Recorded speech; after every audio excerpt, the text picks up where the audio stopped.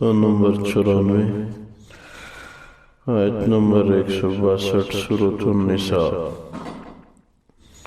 اعوذ باللہ من الشیطان الرجیم بسم اللہ الرحمن الرحیم لكن الراسخون في العلم منهم والمؤمنون يؤمنون بما أنزل إليك وما أنزل من قبلك والمقيمين الصلاة والمؤتون الزكاة والمؤمنون بالله واليوم الآخر أولئك سنؤتيهم أجرا عظيما۔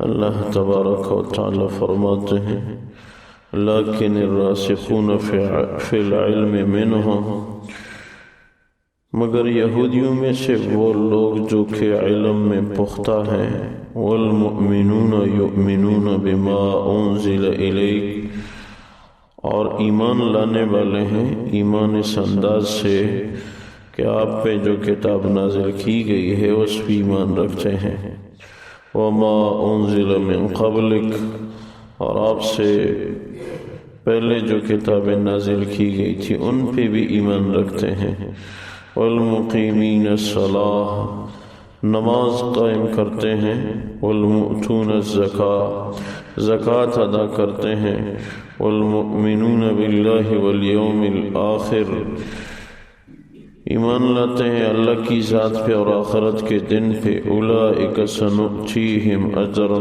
عظیما، یہ وہ لوگ ہیں کہ ان کو ہم اجر عظیم دیں گے۔ اللہ تبارک و تعالی فرماتے ہیں یہودیوں میں وہ لوگ مفید ہیں اور نجات پانے والے ہیں جو علم میں پختہ ہیں، تورات کا علم رکھتے ہیں، تورات میں جو لکھا ہے اس پہ عمل کرتے ہیں، یہ علم کی پختگی ہے۔ جیسے عبداللہ بن سلام رضی اللہ تعالیٰ عنہ، جیسے ہی حضور اقدس صلی اللہ علیہ وسلم کی مبارک ذات کے چہرے انور کو دیکھا تو فرمانے لگے یہ چہرہ کبھی جھوٹا نہیں ہو سکتا، ایمان لے آئے۔ مگر صرف ایمان بھی کافی نہیں ہے، تمام آسمانی کتابوں پہ، تمام انبیاء پہ ایمان ہو، اللہ کی ذات آخرت کے دن پہ ایمان ہو، اور ساتھ پھر ایمان کے بعد نماز قائم کرنا اور زکوٰۃ دیتے رہنا۔ اس آیت شریفہ میں ایمان کے ساتھ بالخصوص ان دو احکامات کا ذکر کیا۔ ایمان اعتقاد ہے، ایمان امن سے ہے، یہ آدمی دوزخ سے امن میں ہو گیا۔ اب نیک اعمال کرنے پڑیں گے، ان میں سب سے بڑی عبادت ایمان کے بعد نماز ہے، یہ جسمانی عبادت ہے، اور اس کے بعد انسان کو مال سے تعلق ہے تو دوسری مالی عبادت ہے، وہ زکوٰۃ ہے۔ دونوں عبادتیں ایمان کے بعد فرضیت میں سر فہرست ہیں۔ ایمان تو اللہ تبارک و تعالیٰ نے ہمیں دی ہے، جتنا بھی آدمی شکر کرے کم ہے۔ عالم کفر میں انسان غور کرے تو دل میں شکر کی روشنی اٹھتی ہے کہ شکر ہے اللہ، آپ نے مجھے ایمان کی توفیق دی۔ اور پھر ایمان کے بعد نماز جسمانی عبادت اور زکوٰۃ مالی عبادت۔ نماز کو اگر صحیح طریقے سے ادا کیا جائے تو نماز کے اندر بہت سارے فوائد ہیں۔ صحت درست رہتی ہے، حافظہ ٹھیک رہتا ہے، رزق میں بھی برکت نماز کے ذریعے آتی ہے، اور اللہ سے تعلق بنتا ہے۔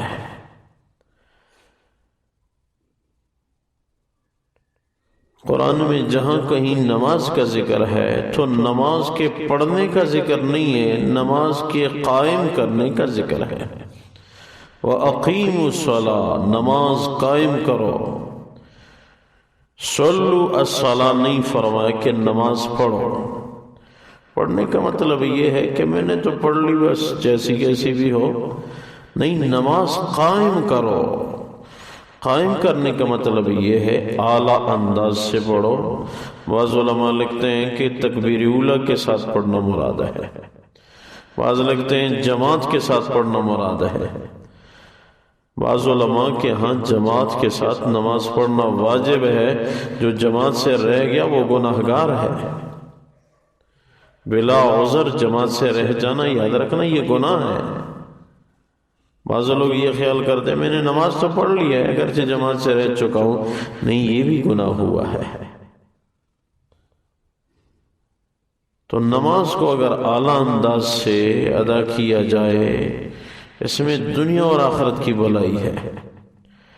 اور پھر نماز میں خشوع خضوع پیدا کرنے کے لیے ضروری ہے کہ نماز کے الفاظ کا ترجمہ کم سے کم آدمی یاد رکھے۔ عربی پڑھتے ہوئے یہ تصور کرے کہ میں کیا پڑھ رہا ہوں، اس کا معنی کیا ہے، اور پھر جو ادب کے انداز سے انسان التحیات پہ بیٹھ جائے، التحیات للہ، یا اللہ میری زبانی عبادتیں آپ کے لیے ہیں، والصلوات، یا اللہ میری جسمانی عبادتیں بھی آپ کے لیے ہیں، والطیبات، یا اللہ میری مالی عبادتیں بھی آپ کے لیے ہیں۔ اور یہ تصور ہو کہ ہمارے نبی صلی اللہ علیہ وسلم جب اللہ کی بارگاہ میں پہنچے معراج پہ تو سب سے پہلے یہی عرض کیا، التحیات للہ والصلوات والطیبات۔ سلام نہیں کیا، اللہ پہ سلام کرنا جائز نہیں ہے، کیونکہ سلام ایک دعا ہے اور اللہ دعا کے محتاج نہیں ہے۔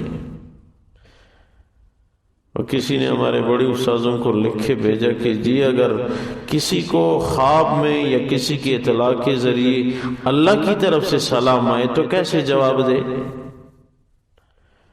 تو بڑے استاذوں نے فرمایا، السلام علینا وعلی عباد اللہ الصالحین، یہ سلام کے جواب کا طریقہ ہے۔ اللہ وہ مقام ہمیں نصیب فرمائے سب کو۔ اگر کسی مسلمان کو اللہ کی طرف سے سلام آئے خواب میں اور کسی اطلاع، تو پھر یہ طریقہ ہے۔ حضور اقدس صلی اللہ علیہ وسلم کی مبارک ذات نے حاضر ہو کے 3 عبادتیں پیش کی۔ اللہ میں عبادت یعنی عاجزی لایا ہوں، عبادت عاجزی ہے۔ تو اللہ تبارک و تعالی نے السلام علیک ایھا النبی ورحمۃ اللہ وبرکاتہ، اے نبی آپ پہ سلام ہو، اللہ کی رحمت ہو اور برکت ہو۔ اللہ نے اس پہ سلام فرمایا تو ہمارے نبی نے کیا جواب دیا؟ السلام علینا وعلی عباد اللہ الصالحین۔ وہاں بھی ہمارے نبی نے ہمیں یاد رکھا، اے اللہ ہم پہ سلام ہو اور امت کے تمام نیک بندوں پہ آپ کی طرف سے سلام ہو یا اللہ۔ مظاہر حق کی روایت ہے کہ جبریل امین تو نیچے رہ گئے تھے، وہ تو اوپر نہیں جا سکتے تھے۔ اس نے یہ کلام سنا، اللہ اور اس کے رسول کے درمیان یہ باتیں ہو رہی ہیں تو نیچے سے اونچی آواز سے کہا اشہد اللہ الہ الا اللہ واشہد ان محمدا عبدہ ورسولہ، میں یہ گواہی دیتا ہوں کہ اللہ کے سوا کوئی معبود نہیں، حضور اقدس صلی اللہ علیہ وسلم اللہ کے بندے اور رسول ہیں۔ اگر یہ تصور ہو، یہ معراج کے الفاظ ہیں، یہ میرے نبی نے اللہ کے ساتھ باتیں کی ہیں۔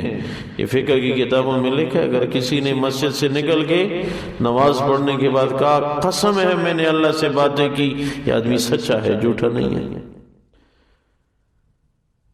اگر نماز امت کی بن گئی، یاد رکھنا امت بن گئی۔ یہ مؤذن کو مؤذن کیوں کہتے ہیں؟ مؤذن اس آدمی کو کہتے ہیں جو اپنے کانوں کو بند کر دیتا ہے۔ مؤذن آذان سے ہے، اذن عربی زبان میں کان کو کہتے ہیں۔ دونوں کانوں میں انگلی رکھ دیتا ہے، میرے کانوں کے سوراخ بند ہیں، میں کسی کا عذر تسلیم نہیں کرتا، بس میرے رب کی عبادت کی طرف آؤ، وہ تمہیں بلا رہے ہیں۔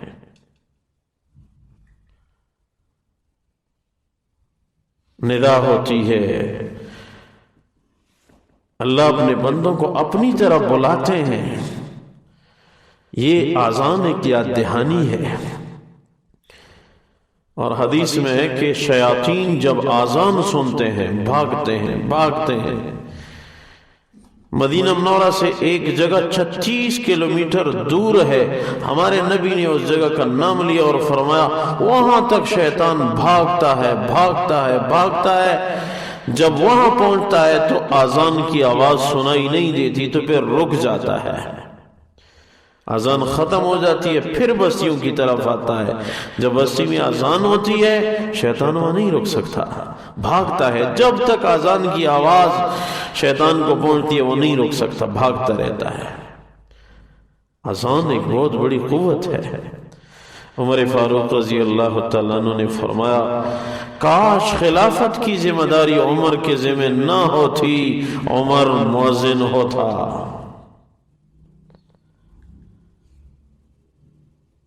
حضور اقدس صلی اللہ علیہ وسلم کی مبارک ذات نے ارشاد فرمایا اگر میری امت کے لوگوں کو پتہ چلا کہ پہلی صف میں نماز پڑھنے پہ کیا اجر ملتا ہے، آذان دینے پہ کیا اجر ملتا ہے، تو آذان اور پہلی صف کے مقام پہ لڑائیاں شروع ہو جائیں گی، قرآن اندازی کرنی پڑے گی۔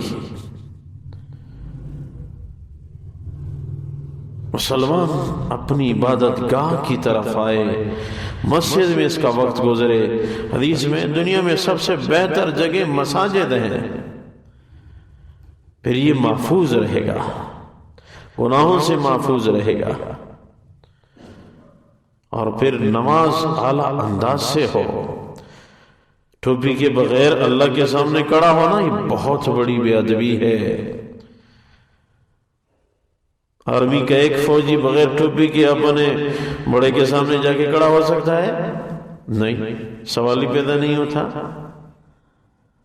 پھر اللہ کی ذات کے سامنے، ہاں وہ ایک صورت ہے دینی کتابوں میں، وہ یوں کہ اگر آدمی تہجد کے لیے اٹھے، آدھی راتوں کو اٹھے اور تضرع اور عاجزی کی نیت سے ٹوپی ہے اتار کے وہ ننگے سر یا اللہ آپ سے مانگ رہا ہوں، بڑا محتاج ہوں، کوئی وہاں اور نہ ہو، یہ بندہ اور اللہ، وہاں پر نفلی نمازوں میں تضرع اور عاجزی کے لیے ٹوپی اتارنے کی گنجائش ہے۔ لیکن یہاں تو وہ مقام نہیں ہے۔ یہ تو ہمارے ایک ساتھی کہنے لگے یہ تو ہمارے جوانوں کا فیشن پھر خراب ہو رہا ہے۔ اس لیے میرے پیارو اللہ کے سامنے بغیر ٹوپی کے کھڑا ہونا بے ادبی ہے، اور دور دور کھڑے نہ ہو، اس سے دل ٹوٹ جاتے ہیں۔ مل مل کے کھڑے ہو، ہم ایک ہیں، ہم مسلمان ہیں، چاہے کرونا نہیں جو بھی آ جائے ہمارے کندھے سے کندھا مل کے رہے گا۔ موت اپنے وقت پہ آئے گی، یہ نہیں کہ اس بیماری سے آدمی وقت سے پہلے جائے، یہ ہو نہیں سکتا۔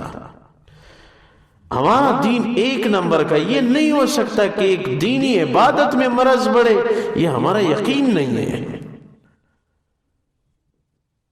مرض ہو سکتا ہے، اس کا ہم اعتقاد رکھتے ہیں، لیکن یہ نہیں کہ ایک دینی عمل سے ایک مرض بڑھے، نہیں، یہ اللہ کے تصرف سے کوئی مرض بھی باہر نہیں ہے۔ یقین اپنے رب پہ، اور جہاں شریعت کے احکامات کو نقصان نہ ہو وہ احتیاط نہیں ہے، وہ رب کی نافرمانی میں آتا ہے۔ ہم جڑ جائیں، ہم ایک ہیں، ہم مسلمان ہیں، ہم مسجد والے ہیں، ہم صف میں ایک ساتھ نماز پڑھنے والے ہیں، ہم ایک دوسرے سے محبت رکھنے والے ہیں، یہ ہمارا دین ہے۔ ہم مصافحہ کریں گے، اس سے محبت بڑھے گی۔ ہمارے نبی کے طریقے میں مرض کوئی نہیں، یاد رکھنا۔ مت ڈرو، موت اپنے وقت پہ آئے گی۔ ہاں، مرض کے تدارک کے لیے احتیاطی تدابیر، اس کے ہم منکر نہیں ہیں۔ احتیاط اپنی جگہ پہ ہے، لیکن احتیاط کا بھی ایک دائرہ ہے۔ احتیاط کے لیے بھی احتیاط کی ضرورت ہے۔ احتیاط کو اختیار کرنے کے لیے بھی احتیاط کی ضرورت ہے۔ ایسا نہ ہو کہ میں احتیاط تو کرتا نہ ہوں لیکن ادھر اپنے مذہب میں اللہ کے ہاں مجرم بن رہا ہوں۔ اس لیے امت کو اعمال پہ لانے کی ضرورت ہے، امت کو آگے بڑھانے کی ضرورت ہے۔ جو وقت مقرر ہے اس سے پہلے کوئی نہیں جا سکتا، اور نہ اس سے تاخیر ہو سکتی ہے۔ ہمت کرو، نمازی بنو، تلاوت کرو، گھروں میں نیک اعمال پہ لاؤ، استغفار کرو، درود شریف پڑھو، اللہ کی مدد ساتھ ہوگی۔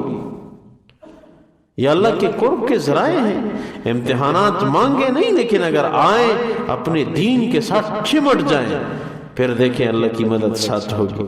اور ساتھ اللہ تبارک و تعالی مالی عبادت پہ بھی تاکید کر رہے ہیں۔ اللہ فرماتے ہیں لیکن الراسخون فی العلم منہم، لیکن وہ لوگ جو کہ اپنے علم میں پختہ ہیں یہودیوں میں سے، جیسے عبداللہ بن سلام رضی اللہ تعالیٰ عنہ وغیرہ صحابہ، والمؤمنون یؤمنون بما انزل الیک، اور ایمان لانے والے ہیں ایسے انداز سے کہ آپ پہ جو کتاب نازل کی گئی ہے اس پہ ایمان رکھتے ہیں، وما انزل من قبلک، اور آپ سے پہلے جو کتابیں نازل ہوئیں اس پہ بھی ایمان رکھتے ہیں، والمقیمین الصلاۃ والمؤتون الزکاۃ، اور نماز قائم کرتے ہیں، زکوٰۃ ادا کرتے ہیں، والمؤمنون باللہ والیوم الآخر، اور ایمان رکھتے ہیں اللہ اور آخرت کے دن پہ، اولئک سنؤتیہم اجرا عظیما، اللہ تبارک و تعالی فرماتے ہیں ان کو ہم جلد ہی اجر عظیم دیں گے۔ یا اللہ اپنی بارگاہ میں قبول فرما، خلوص الہیت نصیب فرما، عمل صالحہ کی توفیق عنایت فرما، اچھی طرح عبادت کی توفیق ہمیں نصیب فرما، برکتوں کا نزول فرما۔ یا اللہ ہم سب کی مغفرت فرما، امت کی حالت پہ اللہ رحم فرما۔ یا اللہ حرمین شریفین کے دروازے بند ہیں، امت کے لیے کھول دے یا اللہ، اور کوئی جائے نجات ہے نہیں یا اللہ۔ یا اللہ ہمیں اپنے گھر میں چھوڑ دے، یا اللہ ہمیں اپنے گھروں کے دروازے کھول دے یا اللہ، تب امت نجات پائے گی یا اللہ۔ امت کو قبول فرما، برکتوں کا نزول فرما، آخری خاتمہ بالخیر ہم سب کو نصیب فرما۔ وَأُفَوِّضُ أَمْرِي إِلَى اللَّهِ إِنَّ اللَّهَ بَصِيرٌ بِالْعِبَادِ بِرَحْمَتِكَ وَكَرَمِكَ۔ یہ جو درود تنجینہ ہے اس کی تلاوت میں ایک دفعہ کرتا ہوں، ساتھی اکثر کسی بھی حاجت کے لیے 70 دفعہ آدمی اس کا وظیفہ کر سکتا ہے۔ احادیث ثابت درود شریف ہے۔ ہمارے اکابر حسین مدنی رحمہ اللہ تعالیٰ علیہ، دیگر اکابر انگریزوں کو یہاں سے نکالنے میں، دیگر مشکل حالات میں اس کا ورد کرتے تھے۔ موجودہ حالات میں اکابر فرماتے ہیں اس درود کا خصوصاً ورد کیا کرے۔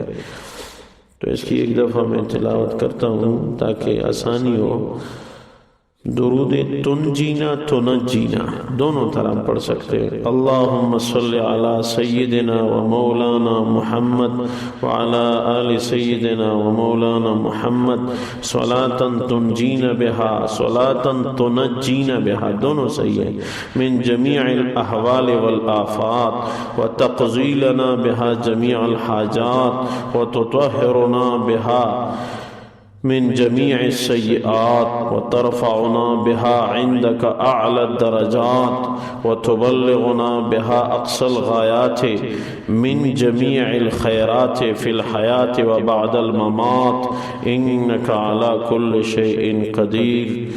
یہ من لکھا ہے، یہ ہے من جمیع الخیرات ہے۔ اللہ عمل کرنے کی توفیق دے۔ جزاکم اللہ خیر، اللہ سب کو قبول فرمائے۔